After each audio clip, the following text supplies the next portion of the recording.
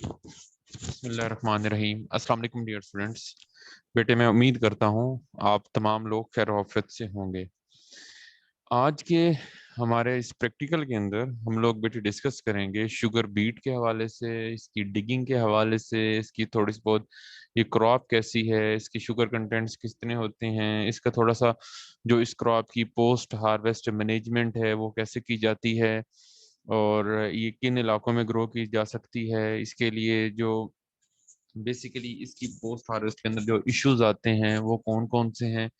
तो आज हम बेसिकली इन तमाम चीज़ों को डिस्कस करेंगे। थोड़ा सा मैं आपको बताता चलूँ कि अराउंड द ग्लोब बेटे जो शुगर प्रोड्यूस की जाती है तो उसमें 70% जो मेन यानी जो शुगर प्रोड्यूस की जाती है उसका शेयर शुगर केन का है और 30% तकरीबन शुगर बीट का जो शेयर है शुगर प्रोडक्शन के अंदर ना।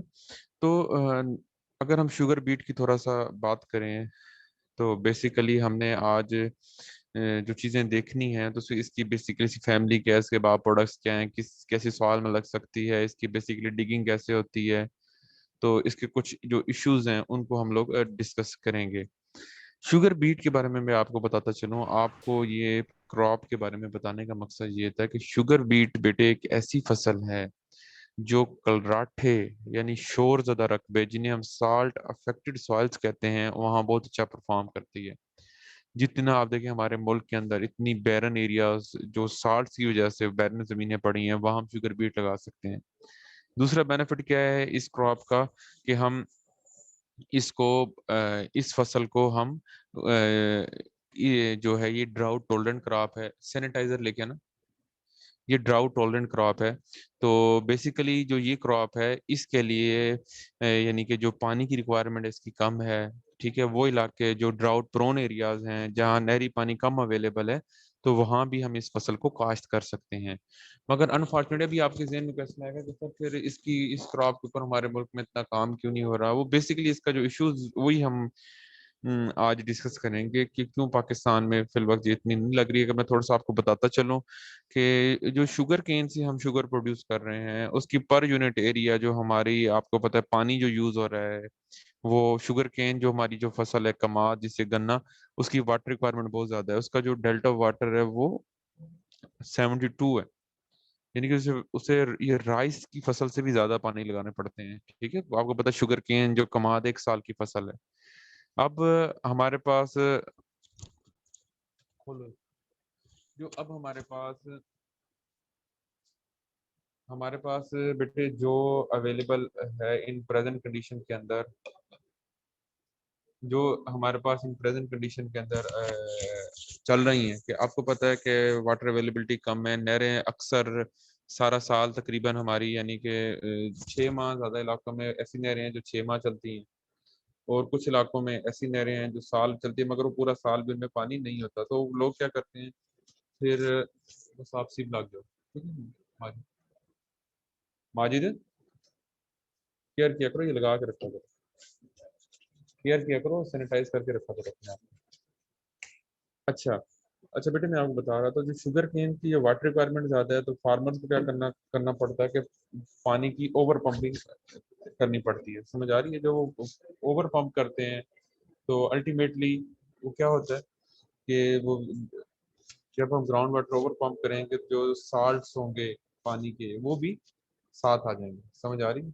और वो साल्टी वाटर से जब हम अपनी जमीनों को इरिगेट करेंगे तो आहिस्ता आहिस्ता जो हमारी सॉइल्स हैं वो क्या हो जाएंगी, वो वाटर लॉग हो जाएंगी, उनकी वो सेलाइन हो जाएंगी यानी कि वहाँ सॉल्युबल साल्ट्स सोडियम की जो अमाउंट है वो ज़्यादा हो जाएगी। ठीक है, तो यानी कि वो हमारी ज़मीनें से क्या हो रही हैं, साल्ट अफेक्टेड हो रही हैं, कलराखी हो रही हैं। वाटर लॉग तो वैसे मेरे सॉरी निकल गया था मुंह से। यानी कि जो हम शुगर केन लगा रहे हैं उसको जो हम ओवर इरिगेशन करते हैं उसकी पानी की रिक्वायरमेंट ज़्यादा है, उससे अल्टीमेटली जो हमारी सॉइल्स हैं वो वाटर लॉग्ड हो रही है। अच्छा अगर थोड़ा सा हम बात करें शुगर बीट की ही तो ये जो क्रॉप है ये हमें ना सिर्फ रूट्स देती है जो बेसिकली आप इसकी रूट देख रहे हैं जिससे शुगर एक्सट्रैक्ट होती है, बल्कि इसके साथ साथ इसका जो ऊपर का जो प्लांट बायोमास है इसको हम जानवरों के लिए चारे के तौर पे भी यूज कर सकते हैं। ये बेसिकली इसका बेटे सीड है शुगर बीट का।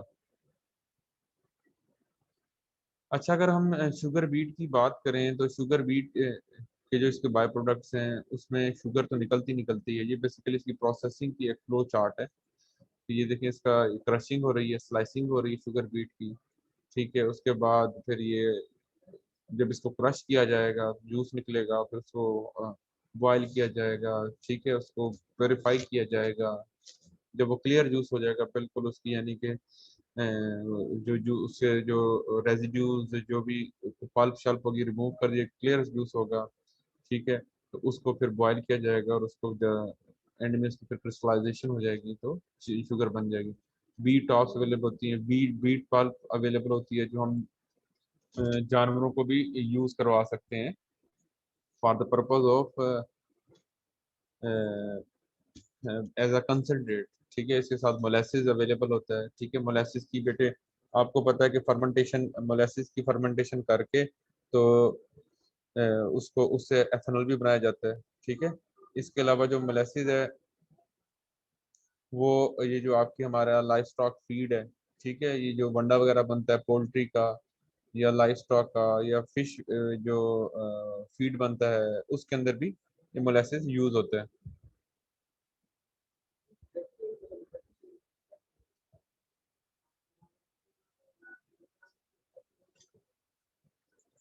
तो इसके साथ साथ अगर हम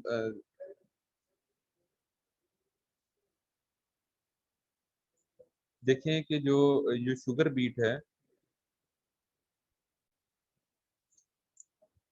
एक सेकेंड बेटे,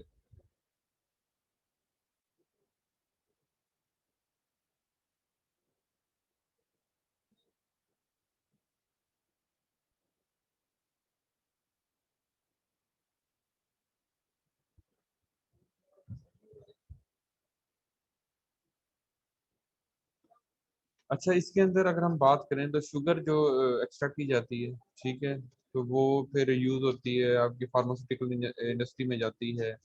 इसके अलावा बेवरेज इंडस्ट्री में जाती है। तो इसकी जो शुगर प्रोड्यूस होती है बेटे, इसकी भी क्लासेस होती हैं। ठीक है, तो जो प्राइम क्वालिटी की शुगर होती है वो फार्मास्यूटिकल इंडस्ट्री में, या जो अच्छी जो बेवरेजेस हैं वो यूज करते हैं। फिर बी सी क्लास जो हमारी टेबल शुगर के तौर पे आती है।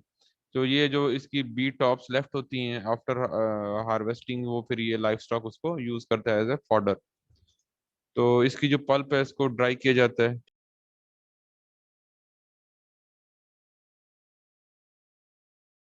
इसके साथ जिसका मोलेसिस है, जो इसका मैंने आपको ऑलरेडी बताया कि इसको मोलेसिस को यूज किया जाता है for life stock feed, fish feed, poultry feed, या इसकी फर्मेंटेशन करके इसे एथेनॉल भी।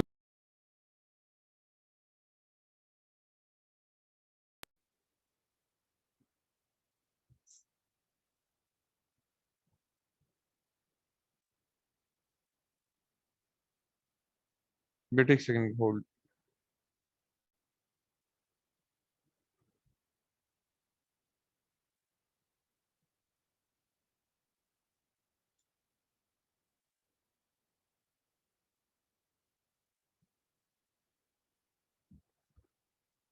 एक सेकंड होल्ड कीजिएगा।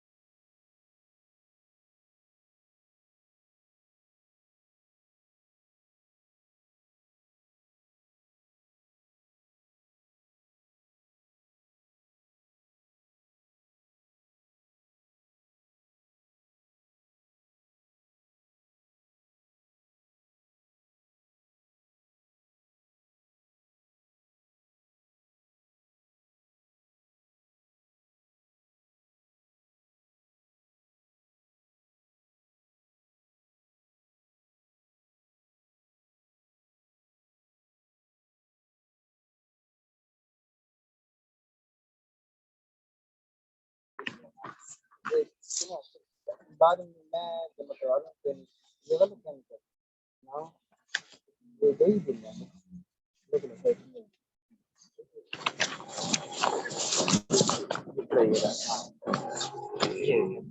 अच्छा बेटे अपने माइक काइंडली म्यूट कर लें। अच्छा अगर हम बात करें कि जो शुगर बीट की जो प्रोडक्शन है पाकिस्तान के अंदर, तो उस हवाले से पाकिस्तान में फिलवक्त एक शुगर मिल है खजाना शुगर मिल के नाम से पेशावर के अंदर, वो शुगर बीट की स्लाइसिंग करती है। बाकी इसकी कोई मशीनरी इतनी ज़्यादा एक्सपेंसिव नहीं है स्लाइसिंग की। जो ऑलरेडी शुगर मिल इंस्टॉल्ड होती है उसके ऊपर थोड़ा बहुत स्लाइसिंग सिस्टम लगा के तो वहाँ हो सकती है, मगर हमारा थोड़ा सा आपको पता है कि जो जो शुगर मिल हैं ये थोड़ा सा एक पॉलिटिकल माफिया टाइप है, ठीक हो गया।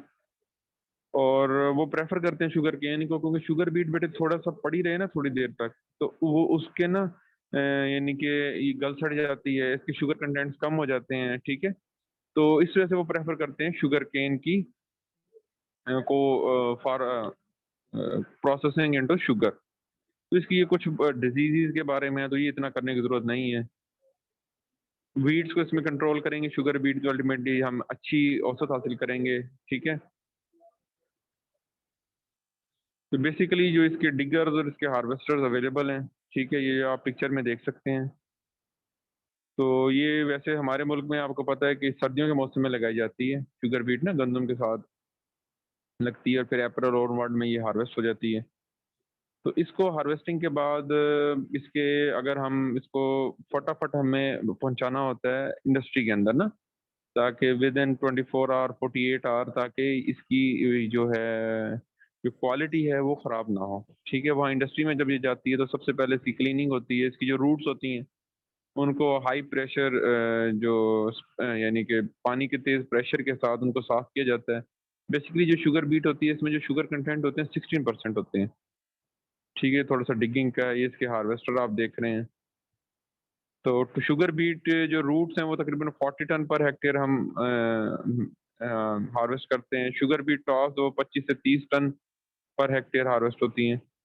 तो if sugar beet should be stored on concrete yards और on very dry firm ground, ठीक है। तो अगर हमारे मट्टी के ऊपर उसे बिल्कुल स्टोर नहीं करना, मट्टी पे करेंगे तो जो नीचे वाली हैं तो बिल्कुल ख़राब हो जाएंगी। तो इनको अक्सर फिर रोड साइडिंग्स पे हार्वेस्ट करके रख दिए जाते हैं, तो वहाँ से फिर इनको आगे फैक्ट्री में शिफ्ट किया जाता है। तो ये जो इसकी जो हमने इसकी ये ढेरी बनानी है, तो ये 2.5 मीटर से ज़्यादा ना हो, बड़ी ना हो, बड़ा ढेर ना हो, ताकि हमने बेसिकली हीटिंग को मिनिमाइज करना है, ठीक है। तो ये थोड़ा सा इसकी प्रोसेसिंग इंडस्ट्री की पिक्चर है। तो कैसे ये बीट्स शुगर बीट्स जा रही हैं, तो इनकी वॉशिंग होगी, फिर स्लाइसिंग होगी, फिर क्रशिंग होगी, और देन उसको बॉयल किया जाएगा, उससे क्लैरिफाइड जूस को किया जाएगा, फिर क्रिस्टलाइजेशन हो जाएगी, ठीक है। दूसरा शुगर केन के हवाले से मैं आपको एक बात बता दूं, शुगर केन बेटे जीरो वेस्ट है शुगर केन का ना। आपको पता है शुगर केन का जो छिलका होता है आफ्टर क्रशिंग उसको बर्न करके उसी से बिजली प्रोड्यूस की जाती है, उसी के ऊपर ही मिल चल रही होती है। तो नो डाउट अगर शुगर बीट से शुगर प्रोड्यूस की जाएगी तो मिल को ये महंगी पड़ेगी। अच्छा अब हम अगर मेजर करना चाहते हैं शुगर कंटेंट्स किसी भी जूस में, या आप लोग जो फूड टेक्नोलॉजी से हैं वो तो ऑलरेडी करते होंगे, ठीक है। उसके लिए हमें क्या कुछ चाहिए, उसमें हमें शुगर बीट रूट चाहिए, पॉकेट रिफ्रैक्टोमीटर चाहिए, शार्प नाइफ चाहिए, चॉपिंग बोर्ड चाहिए, ठीक है, ग्राइंडर चाहिए, ये पिपेट चाहिए, ठीक है। तो हमने पहले उसको चॉप करना है, ठीक है। उसके बाद बेसिकली ये उसका जूस निकाल के इस रिफ्रैक्टोमीटर पे रखने हैं, उससे हमें ब्रिक्स मालूम होगी और उससे हम इसके शुगर कंटेंट्स के बारे में हमें पता चल जाएगा। तो बेटे आज के इस प्रैक्टिकल के हवाले से आपको कोई क्वेश्चन है तो बेटे आप कर सकते हैं।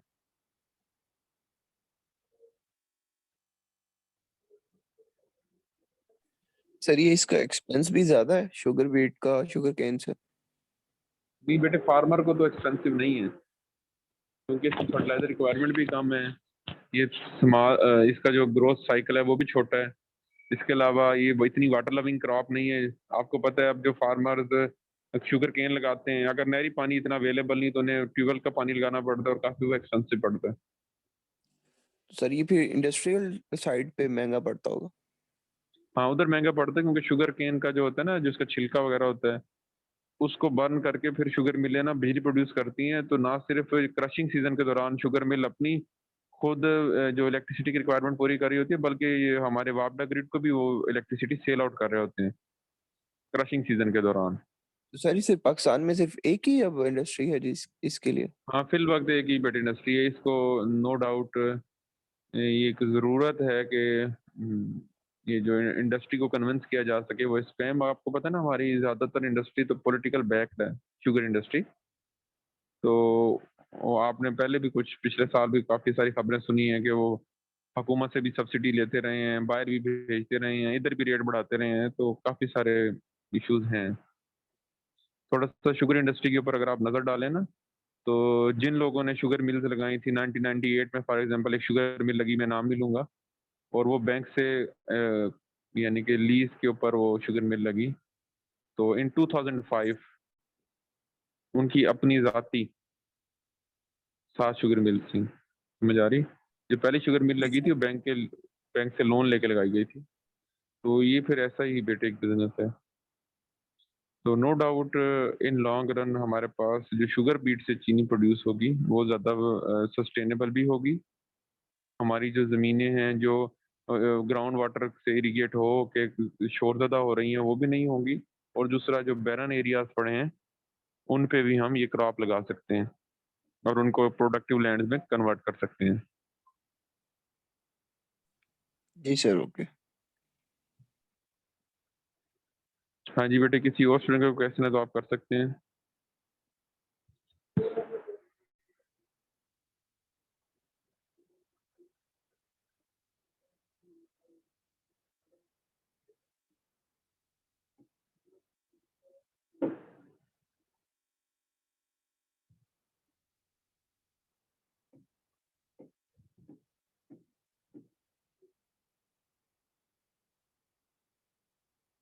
हाँ भी जवानों, किसी का क्वेश्चन है तो आप कर सकते हैं। No sir. चलें, आप आज की क्लास में जो प्रेजेंट है, अदील, अरसलान, हसन, आयशा, माहम, फिर मोहम्मद अदील, एक बिलाल, हमजा हनीफ, नासिर, नवीद, अरसलान, रईस, दानिश, उमर, वजिया सरवर, ये लोग प्रेजेंट है। हाँ जी हसन, आपका क्वेश्चन है? जी सर। जी बेटे। Hello sir. जी आपकी आवाज़ आ रही है बेटे। सर जो शुगर प्रोड्यूस और ये शुगर केन से या शुगर बीट से, इसमें कोई क्वालिटी में कोई फर्क पड़ेगा? बेटे जो शुगर बीट से जो शुगर प्रोड्यूस होती है वो क्वालिटी वाइज ज़्यादा अच्छी होती है। शुगर केन से भी अच्छी प्राइम क्वालिटी की जो शुगर प्रोड्यूस होती है वो तो आपकी फार्मास्यूटिकल इंडस्ट्रीज या जो अच्छे बेवरेज वाले हैं, जो यानी कि हाई क्वालिटी फ्रूट जूसेस वगैरह बनाते हैं, तो वो प्रोक्योर कर लेते हैं। मगर एक ये जितनी भी हम ये वाइट शुगर यूज़ कर रहे हैं, चाहे वो शुगर बीट की है, चाहे वो शुगर केन से है, इसको बेटे जब इसको क्लैरिफाई इनके जूस को किया जाता है ना, तो वहाँ मिल्क ऑफ लाइन में चूना यूज़ किया जाता है। तो अल्टीमेटली फिर उसके इम्पैक्ट्स आगे अब आ रहे हैं। आप देखें डायबिटीज़ कितनी बढ़ रही है।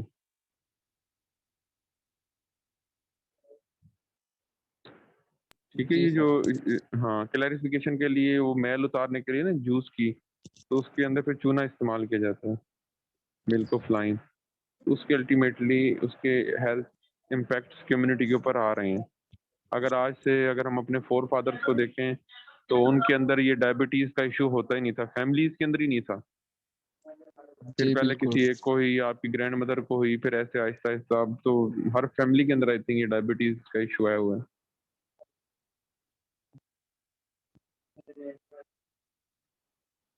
जी ठीक बेटे, हो गया। किसी और कोई क्वेश्चन है?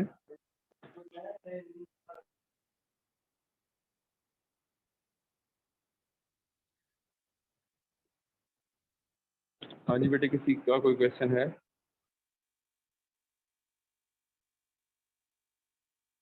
चलें, ठीक है, फिर अपना खूब ख्याल रखिएगा बेटे। कोई भी क्वेश्चन होगा तो नेक्स्ट क्लास में डिस्कस करें। हाँ जी। Okay sir, okay, thank you so much. Okay, ठीक है थैंक यू सर। बेटे। sir.